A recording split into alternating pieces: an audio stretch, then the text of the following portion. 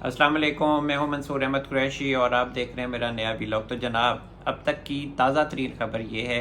कि कहा जा रहा है कि आदिल राजा को लंदन में गिरफ़्तार कर लिया गया है। इस हवाले से कुछ हतमी कहना कबल अज़ वक्त है, लेकिन हालात यही बता रहे हैं कि आदिल राजा को लंदन में गिरफ़्तार कर लिया गया है। इस हवाले से ये अंदाज़ा लगाना ज़्यादा मुश्किल नहीं है, क्योंकि आदिल राजा का कल से ट्विटर अकाउंट जो है वो खामोश है, और इसके साथ साथ आदिल राजा की जो अहलियाँ हैं उनका भी ट्विटर अकाउंट खामोश है। आदिल राजा बहुत अरसे से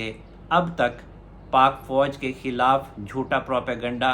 और मुनज़्ज़म प्रोपेगेंडा करने में मसरूफ़ रहे हैं, और बहुत ही जहरीला प्रोपेगेंडा इन्होंने रियासत के ख़िलाफ़ किया है। और जो मुल्क दुश्मनी है वो तो बहुत पीछे रह गई है। ये जो आदिल राजा हैं ये हर रोज़ 2 कदम आगे गए हैं रियासत मुखालिफ प्रोपेगेंडा फैलाने में, क्योंकि आदिल राजा पाक फ़ौज के ख़िलाफ़ और रियासत के ख़िलाफ़ झूठा प्रोपेगेंडा फैलाने में मसरूफ़ रहे हैं। तो इसी वजह से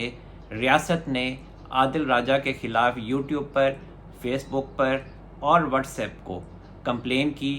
और उसके नतीजे में आदिल राजा के फेसबुक अकाउंट और यूट्यूब अकाउंट और व्हाट्सएप अकाउंट सस्पेंड हो चुके हैं। मज़ीद ये कि फ़िलहाल उनका ट्विटर का अकाउंट बचा हुआ है, लेकिन बाकी उनके तमाम जो सोशल मीडिया अकाउंट्स हैं, जो सोशल मीडिया ऐप्स पे उनके अकाउंट्स हैं, वो तमाम सस्पेंड हो चुके हैं। और एक दिन पहले ही जो आदिल राजा हैं और वजाहत सईद खान हैं, इसके अलावा सैयद हैदर रज़ा मेहदी हैं और शाहीन सहबाई हैं, इनके ख़िलाफ़ प्रोपेगेंडा करने और रियासत मुखालिफ प्रोपेगेंडा करने की पादाश में, अवाम को उकसाने की पादाश में थाना रमना इस्लामाबाद में एक FIR भी दर्ज की गई है, जिसमें ये कहा गया है कि ये चारों अफराद रियासत मुखालिफ झूठा प्रोपेगेंडा करने में मसरूफ़ हैं और अवाम को उकसाने में बराबर के शरीक हैं। अगर आदिल राजा की गिरफ़्तारी लंदन में हुई है तो ये उन तमाम सोशल मीडिया एक्टिविस्ट्स के लिए ख़ासी प्रॉब्लम की बात है जो लोग PTI से मुंसलिक हैं और वो बाहर बैठकर पाक फ़ौज के ख़िलाफ़, पाकिस्तान के ख़िलाफ़ झूठा प्रोपेगेंडा कर रहे हैं। क्योंकि अगर आदिल राजा गिरफ़्तार होते हैं, और इन लोगों की यही सोच होती है जो बाहर भाग जाते हैं और वहाँ से रियासत मुखालिफ प्रोपेगेंडा करते हैं कि अब हम चूँकि बाहर आ चुके हैं, हम लंदन आ चुके हैं, हम अमेरिका आ चुके हैं, हम कनाडा आ चुके हैं, तो यहाँ के जो रूल्स हैं उसके मुताबिक हम अरेस्ट नहीं हो सकते, हमें कोई कुछ कहेगा नहीं। तो फिर ये एक एग्जांपल बन सकती है कि अगर आदिल राजा साहब गिरफ़्तार हुए हैं तो फिर बाकी लोग भी कानून के कटहरे में आएंगे। और ऐसा होना भी चाहिए कि जो लोग पाकिस्तान की दुश्मनी में बहुत आगे तक जा चुके हैं उनकी ये सोच ख़त्म होनी चाहिए। उनके दिल में ये डर होना चाहिए कि जो भी पाकिस्तान के मुखालिफ प्रोपेगेंडा करेगा, पाकिस्तान के ख़िलाफ़ कोई भी साजिश में मसरूफ़ होगा, तो उसके ख़िलाफ़ जो पाकिस्तान की रियासत है, पाकिस्तान की जो फ़ौज है, वो हरकत में आएगी और उनको कानून के कटहरे में लाया जाएगा। पाकिस्तान के लिए एक और अच्छी खबर है कि पाकिस्तान ने रशिया से 1 लाख मेट्रिक टन LPG मंगवा ली है। और मज़े की बात यह है कि जो 1 लाख मेट्रिक टन LPG है वो पाकिस्तान पहुंच भी गई है, और इससे पहले जो 45,000 मेट्रिक टन क्रूड ऑयल था, ख़ाम तेल था, वो भी रशिया से शिप के ज़रिए पाकिस्तान में कराची बंदरगाह पर पहुंच चुका है और वो रिफाइनरी में खाली किया जा रहा है। इस हवाले से जब वज़ीर मुमलिकत बराए पेट्रोलियम मुसद्दिक मलिक साहब से बात हुई तो उनका यही कहना था कि उन्होंने रशिया से 1 लाख मेट्रिक टन खुर्दनी तेल और 1 लाख मेट्रिक टन LPG ख़रीदी है, और ख़ाम तेल के लिए जो बकाया 55 मेट्रिक टन रह गया है खुर्दनी तेल, वो भी आइंदा 3 से 4 हफ्ते में पाकिस्तान पहुंच जाएगा। और जो LPG है वो पाकिस्तान बाउज़र्स के ज़रिए पहुंच चुकी है। इनको कंटेनर भी कहा जाता है जिसमें ये LPG ट्रांसपोर्ट होती है। तो जो प्रोफेशनल लैंग्वेज है जिसमें इनको डील किया जाता है تو جو ان کی ٹرانسپورٹیشن ہوتی ہے LPG کی، جو ٹینکر ہوتے ہیں ان کو اصل میں باؤزرز کہا جاتا ہے، اور 10 باؤزرز جو ہیں وہ افغانستان سے پاکستان پہنچ چکے ہیں۔ رشیا سے LPG پہلے ازبکستان شپ کے ذریعے بھیجی گئی اور پھر افغانستان سے باؤزرز کے ذریعے پاکستان پہنچی ہے۔ ایک بات میں آپ کو بتا دوں کہ پاکستان اور رشیا کے مابین جو خوردنی تیل، کروڈ آئل اور LPG کی جو ڈیل ہوئی ہے، اس پر کام جو ہے موجودہ حکومت نے رواں سال جنوری کے مہینے سے شروع کیا تھا، اور پاکستان کی حکومت اور رشین حکومت کے درمیان جو معاملات ہیں وہ اس سال جنوری سے شروع ہوئے تھے۔ یہ بات میں آپ کو اس وجہ سے بتا رہا ہوں کہ عمران خان صاحب یہ کریڈٹ لیتے رہے ہیں اور دوبارہ لیں گے کہ یہ جو کروڈ آئل ہے اور یہ جو LPG ہے یہ میری محنت سے آئی ہے۔ اس لیے میں نے آپ کو یہ بات بتائی ہے کہ پاکستانی حکومت اور رشین حکومت کے درمیان ڈیل کے اوپر باضابطہ بات جو ہے وہ اس سال جنوری کے مہینے سے شروع ہوئی تھی، اور جو 10 باؤزرز رشیا سے خریدے گئے ہیں ان کی ادائیگی بھی پاکستان نے چائنیز کرنسی یوان میں کی ہے۔ تو یہ بہت اچھا ایک عمل ہے کہ پاکستان اب جو درآمدات کرے گا وہ اس بلاک میں، جس میں چائنا اور رشیا، سعودیہ اور ایران شامل ہیں، تو اس میں پاکستان کی درآمدات چائنیز کرنسی یوان میں ہوں گی۔ ایک اور اہم خبر کہ علی افضل صاحی صاحب، جن کا تعلق PTI سے ہے اور وہ PTI میں بڑے نامی گرامی انسان سمجھے جاتے ہیں، ایک بڑی قداور شخصیت ہیں، کم عمر میں ایک بڑی قداور شخصیت بن گئے ہیں، کو اسلام آباد پولیس نے کل گرفتار کیا۔ اور پھر ایک بڑا ڈرامائی موڑ آیا جب اسلام آباد پولیس نے اپنے آفیشیل ٹویٹر اکاؤنٹ پر یہ بتایا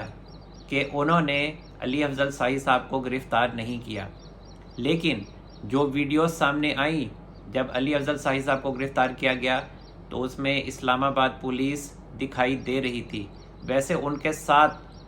اینٹی ٹیررزم اسکواڈ کے لوگ بھی شامل تھے جب علی افضل صاحی صاحب کو گرفتار کیا گیا، اور علی افضل صاحی صاحب کو اگر پولیس نے گرفتار نہیں کیا تو ہو سکتا ہے پھر کہ کسی اور نے گرفتار کیا ہوگا۔ اور علی افضل صاحی صاحب بہت عرصے سے روپوش تھے اور وہ مطلوب تھے فیصل آباد میں ایک حساس ادارے کی عمارت پر حملہ کرنے کے الزام میں، اس کے جرم میں، کیونکہ علی افضل صاحی صاحب اس میں شامل ہیں، اور ان کے حوالے سے یہ کہا جا رہا تھا کہ علی افضل صاحی صاحب کو اریسٹ کر کے ان کے خلاف ملٹری ایکٹ کے تحت کیس چلایا جائے گا۔ ابھی وہ گرفتار بھی نہیں ہوئے تھے، تو یہ انڈرسٹینڈنگ اداروں میں موجود تھی۔ اور علی افضل صاحی صاحب قداور شخصیت کیوں ہیں؟ علی افضل صاحی صاحب قداور شخصیت اس وجہ سے ہیں کہ ان کے جو فادر ان لا ہیں، جو ان کے سسر صاحب ہیں، وہ لاہور ہائی کورٹ کے چیف جسٹس ہیں، امیر بھٹی صاحب۔ اور علی افضل صاحی صاحب کے بارے میں یہ مشہور رہا ہے کہ علی افضل صاحی صاحب PTI کے حق میں لاہور ہائی کورٹ کے ججز کے اوپر خاصے اثر انداز رہے ہیں اور PTI کے حق میں فیصلے دلواتے رہے ہیں۔ عمران خان صاحب کو تو ابھی بھی ریلیف مل رہا ہے، لاہور ہائی کورٹ ہو یا اسلام آباد ہائی کورٹ ہو،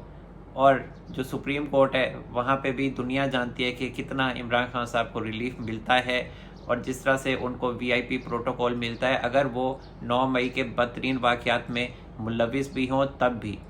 علی افضل صاحی صاحب کی جو گرفتاری ہوئی ہے یا وہ لاپتہ ہوئے ہیں، تو یہ ایک خاموش پیغام ضرور ہے لاہور ہائی کورٹ کے چیف جسٹس امیر بھٹی صاحب کے لیے اور ان تمام ججز کے لیے جو 9 مئی کے واقعات میں ملوث افراد کو بری کرتے ہیں، ضمانتیں دیتے ہیں اور ان کے خلاف قانون کے مطابق کارروائی نہیں کرتے۔ علی افضل صاحی صاحب کی جو گرفتاری ہے یا جو وہ لاپتہ ہوئے ہیں، تو اس کا مطلب تو یہی ہے کہ ریاست نے کسی کا لحاظ نہیں کرنا، جو بھی 9 مئی کے واقعات میں ملوث ہیں وہ ان تمام کو قانون کے کٹہرے میں لے کے آئیں گے، اور وہ اس چیز کا بھی لحاظ نہیں کریں گے کہ فلانا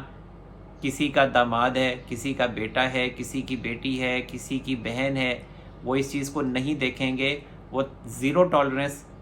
رکھیں گے और उन तमाम को कानून के कटहरे में लाएंगे जो 9 मई के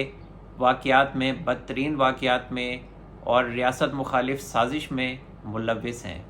चौधरी परवेज़ इलाही साहब के हवाले से भी बात कर लेते हैं, जिनकी कल एक वीडियो बहुत ज़्यादा वायरल हुई कि जब वो सेशन कोर्ट में बख्तरबंद गाड़ी में लाए गए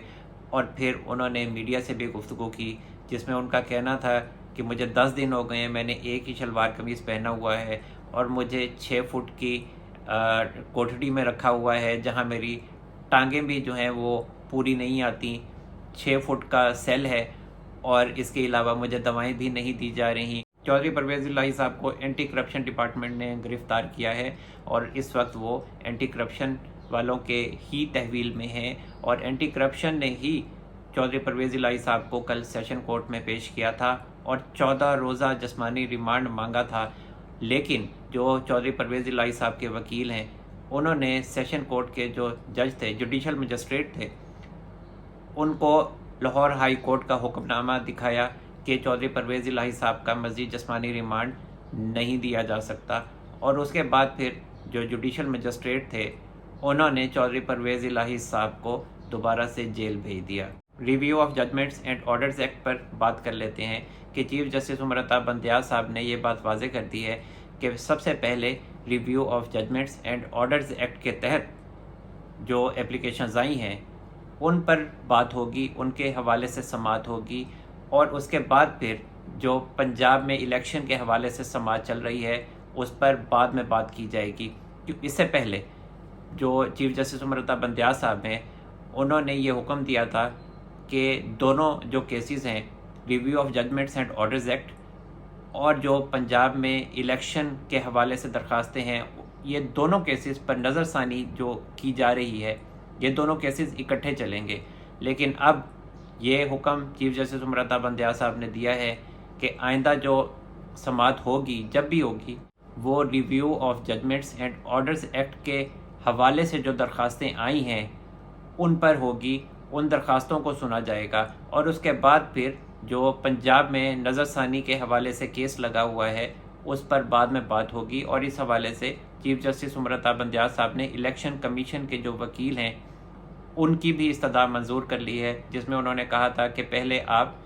review of judgments and orders act के हवाले से जो दरख्वास्तें आई हैं उन पर समाअत कर लें और फिर पंजाब में इलेक्शन के हवाले से नज़रसानी की जो दरख्वास्त है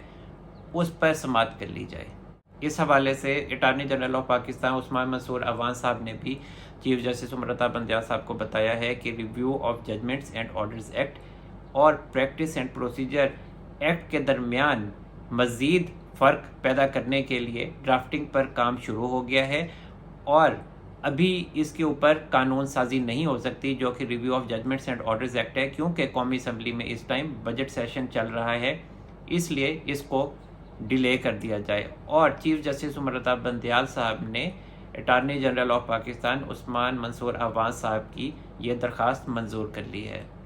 तो जनाब, अब तक के लिए इतना ही। अल्लाह ताला हम सब पर अपना रहम व करम फरमाए। मंसूर अहमद कुरैशी को इजाज़त दीजिए। अपना बहुत सारा ख्याल रखिएगा। अल्लाह हाफिज़।